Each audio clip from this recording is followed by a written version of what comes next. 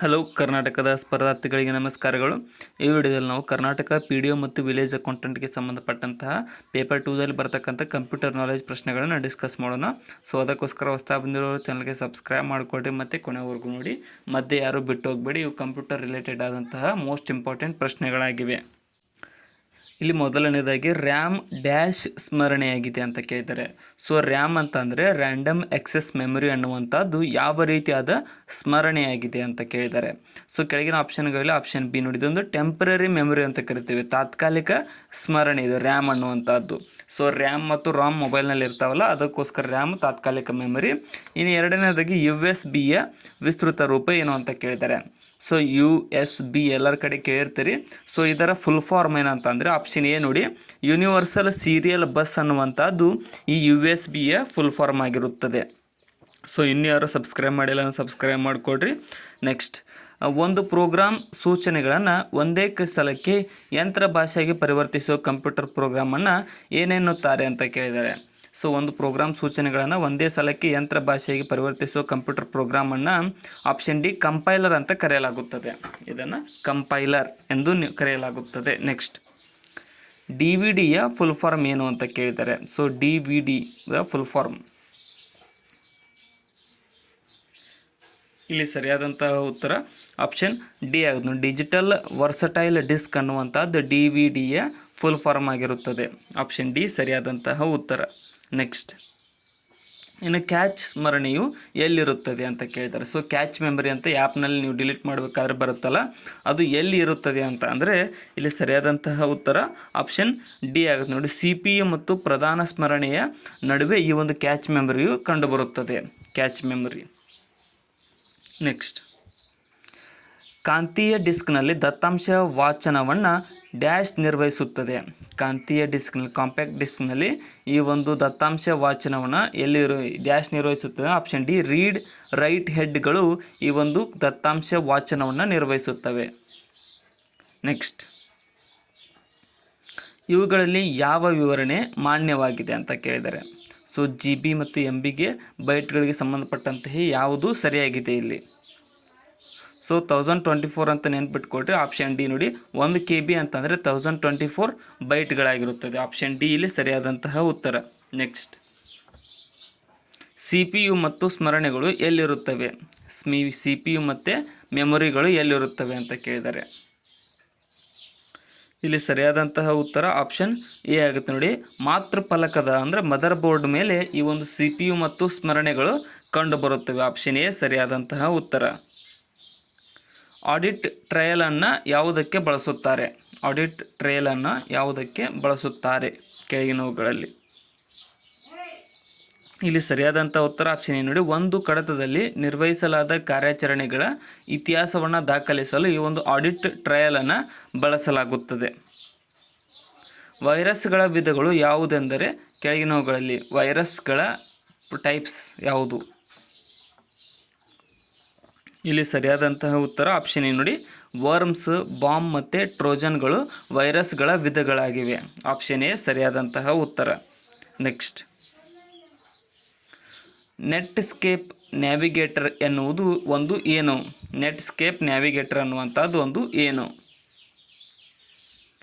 ಸರಿಯಾದಂತಹ ಉತ್ತರ option B ನೋಡಿ, ಇದೊಂದು ಬ್ರೌಸರ್ ಆಗಿದೆ. ನೆಟ್ಸ್ಕೇಪ್ ನ್ಯಾವಿಗೇಟರ್ ಅನ್ನುವಂಥದ್ದೊಂದು ಬ್ರೌಸರ್ನ ಪ್ರಕಾರ.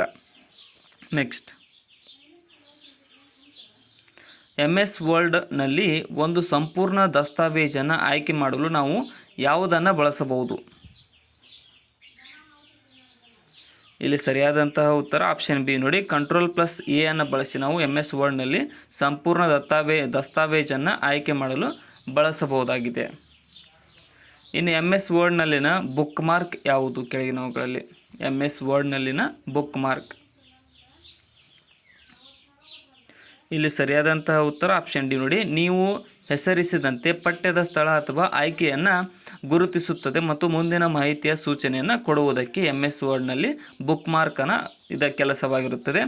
ಸೂಪರ್ ಸ್ಕ್ರಿಪ್ಟ್, ಸಬ್ಸ್ಕ್ರಿಪ್ಟ್, ಔಟ್ಲೈನ್, ಎಂಬಾಸ್, ಎನ್ಗ್ರೇವ್ಗಳನ್ನು ಹೀಗೆಂದು ಕರೆಯುತ್ತಾರೆ ಅಂತ ಕೇಳಿದ್ದಾರೆ. ಸೊ ಬ್ಯಾಕ್ಗ್ರೌಂಡ್ ಸ್ವಲ್ಪ ಪಕ್ಷಿಗಳ ನಾಯ್ಸ್ ಇದೆ, ಅಡ್ಜಸ್ಟ್ ಮಾಡಿಕೊಡ್ರಿ. ಇಲ್ಲಿ ಸರಿಯಾದ ಉತ್ತರ ಆಪ್ಷನ್ ನೋಡಿ, ಫಾಂಟ್ ಪರಿಣಾಮಗಳು ಅಂತ ಕರೀತಾರೆ. ಸೂಪರ್ ಸ್ಕ್ರಿಪ್ಟ್, ಸಬ್ಸ್ಕ್ರಿಪ್ಟ್ ಮತ್ತು ಔಟ್ಲೈನ್, ಎಂಬಾಸ್ ಅನ್ನುವಂಥವು. ನೆಕ್ಸ್ಟ್, MS ವರ್ಡ್ನಲ್ಲಿ ಗಟರ್ ಮಾರ್ಜಿನ್ ಎಂದರೆ ಏನು? ಗಟರ್ ಮಾರ್ಜಿನ್ ಅಂತ ಅಂದರೆ ಏನು MS ವರ್ಡ್ನಲ್ಲಿ? ಸರಿಯಾದಂತಹ ಉತ್ತರ ಆಪ್ಷನ್ ಬಿ ಆಗುತ್ತೆ ನೋಡಿ. ಏನಂದರೆ ಮುದ್ರಿಸುವಾಗ ಪುಟದ ಬೈಂಡಿಂಗ್ ಭಾಗದ ಕಡೆಗೆ ಸೇರಿಸಲಾಗುವ ಮಾರ್ಜಿನನ್ನು ಗಟರ್ ಮಾರ್ಜಿನ್ ಅಂತ ಕರೀತಾರೆ MS ವರ್ಡ್ನಲ್ಲಿ. ಪೋರ್ಟ್ರೇಟ್ ಮತ್ತು ಲ್ಯಾಂಡ್ಸ್ಕೇಪ್ಗಳು ಯಾವುದು ಅಂತ ಕೇಳಿದ್ದಾರೆ.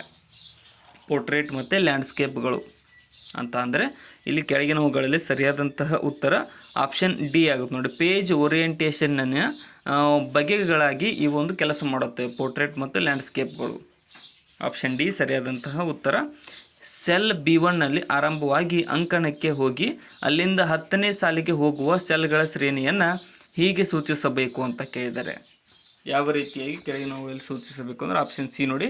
B1 G10 ಮುಖಾಂತರ ಇವುಗಳನ್ನು ಸೂಚಿಸಬೇಕಾಗುತ್ತದೆ ಸೆಲ್ B1ನಲ್ಲಿ ಆರಂಭವಾದ ಅಂಕಣಕ್ಕೆ.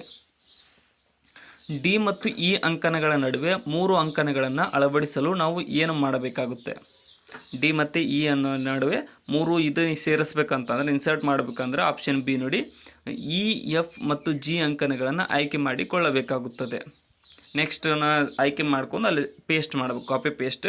ಇನ್ನು ಫಿಲ್ ಸಿರೀಸ್ ಡೈಲಾಗ್ ಬಾಕ್ಸ್ನಲ್ಲಿನ ಹಂತಕ್ಕೆ MS Excel ದೋಷದ ಮೌಲ್ಯವನ್ನು ಒದಗಿಸುತ್ತದೆ ಅಂತ ಕೇಳ್ತಾರೆ. ಇಲ್ಲಿ ಆಪ್ಷನ್ ಏನು? ಒಂದು ಹಂತದ MS Excel ದೋಷದ ಮೌಲ್ಯವನ್ನು ಒದಗಿಸುತ್ತದೆ. ಆಪ್ಷನ್ ಎ ಸರಿಯಾದಂತಹ ಉತ್ತರ. ನೆಕ್ಸ್ಟ್, ನಿಮ್ಮ ಮಾಸಿಕ ಮಾರ್ಟ್ಗೇಜ್ ಸಂದಾಯವನ್ನು ಲೆಕ್ಕ ಹಾಕುವ ಫಂಕ್ಷನ್ ಯಾವುದು?